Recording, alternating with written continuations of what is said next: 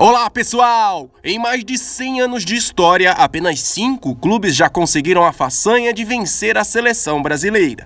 Quer saber quem são? Então descubra no vídeo de hoje aqui no Gol de Canela.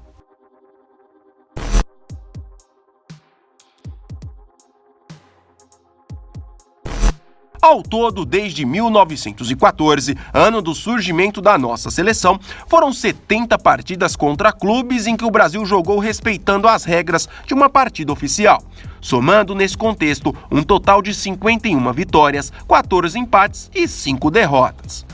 Sobre estas derrotas, que é o assunto do vídeo de hoje, a primeira aconteceu ainda no início da caminhada da seleção.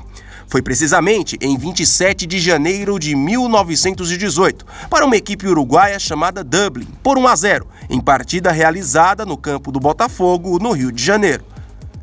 O gol dos uruguaios foi marcado pelo atacante Rodolfo Maran, que jogou o confronto emprestado pelo Nacional, também do Uruguai. Porém, o fato curioso desta derrota talvez nem tenha sido só o resultado. Vale destacar que, na oportunidade, o Brasil usou essa camisa aqui bem diferente, na cor branca, como era tradicional, mas com esses detalhes em vermelho e azul, que quase ninguém sabe explicar até hoje o porquê. 16 anos depois viria a segunda derrota, mas desta vez para uma equipe tradicional aqui do Brasil. Após a frustração na Copa do Mundo da Itália em 1934, sendo eliminada pela Espanha ainda na primeira fase, a seleção brasileira retornou para o país e realizou alguns amistosos no Nordeste.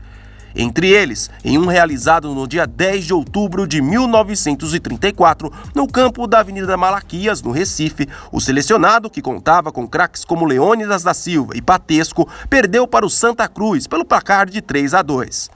Os gols do Santinha foram marcados por Zezé 2 vezes e Cidinho. Valdemar de Brito e Patesco descontaram para o Brasil.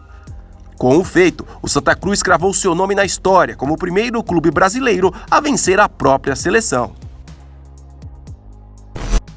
No lendário estádio Highbury, na Inglaterra, no dia 16 de novembro de 1965, a seleção brasileira seria mais uma vez derrotada por um clube gringo, assim como foi em 1918. Na época, representada pela equipe do Corinthians, que tinha o técnico Oswaldo Brandão e jogadores como Rivelino e Dino Sani, o Brasil perdeu para o Arsenal pelo placar de 2-0, com direito a uma exibição de gala do meio-campista John Simmons, que acabou marcando 2 gols na ocasião.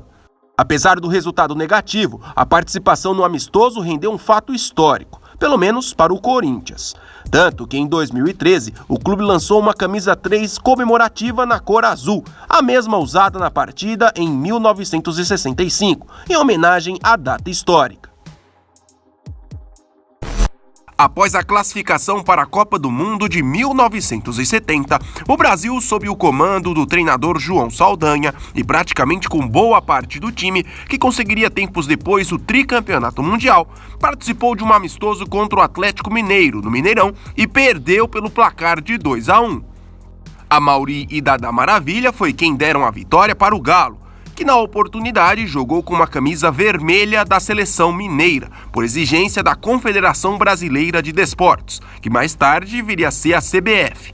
Pelé foi quem descontou para o Brasil.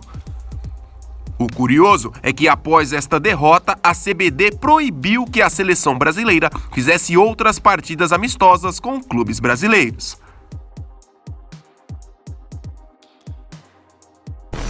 Apesar da imposição, a seleção brasileira voltaria a ser derrotada em mais um amistoso realizado contra clubes aqui do Brasil.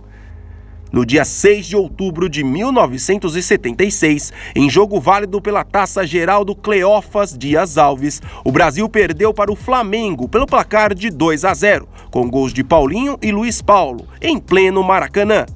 Entre os veteranos do tricampeonato brasileiro no México, estiveram em campo contra o Flamengo craques como Rivelino, Paulo César Caju, Jairzinho e até Pelé, que jogou apenas um tempo. Mas nenhum deles conseguiu parar Zico e companhia, que diante de cerca de 140 mil torcedores, levaram a vitória para a Gávea. Se você gostou deste vídeo, não se esqueça de se inscrever no Gol de Canela. Até mais, pessoal!